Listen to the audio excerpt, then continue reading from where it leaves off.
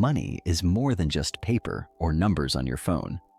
At its core, money is a tool for exchange, a store of value, a unit of measurement. Before money existed, people used barter, trading goods directly.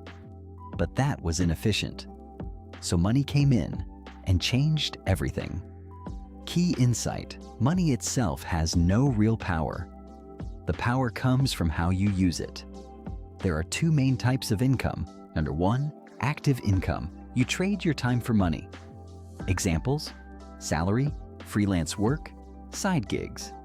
2. Passive income. Money that flows in with little ongoing effort.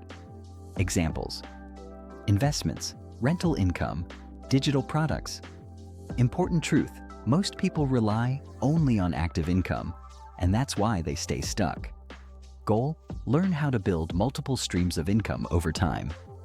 Money comes in, and then it goes out.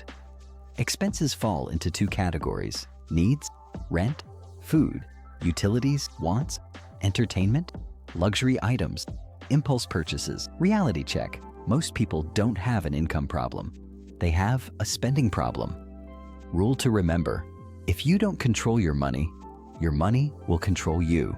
A budget is simply a plan for your money. One of the easiest methods, the 50-30-20 rule. 50% needs, 30% wants, 20% savings and investments. Budgeting doesn't restrict you. It gives you freedom with direction. Saving is not what's left after spending. Saving should come first. Golden rule: pay yourself first. Even if it's small, start. Because consistency beats amount. Saving protects money. Investing grows it. When you invest, your money starts working for you.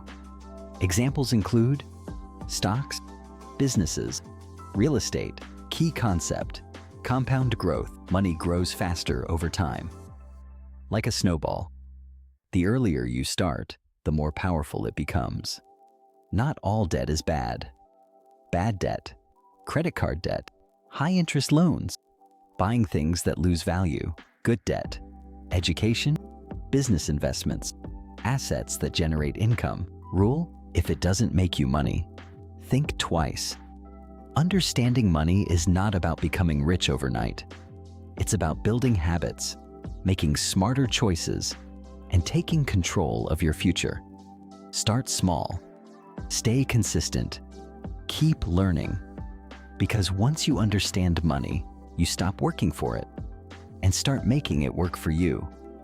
If you found this helpful, don't forget to like, subscribe, and share this with someone who needs to understand money better.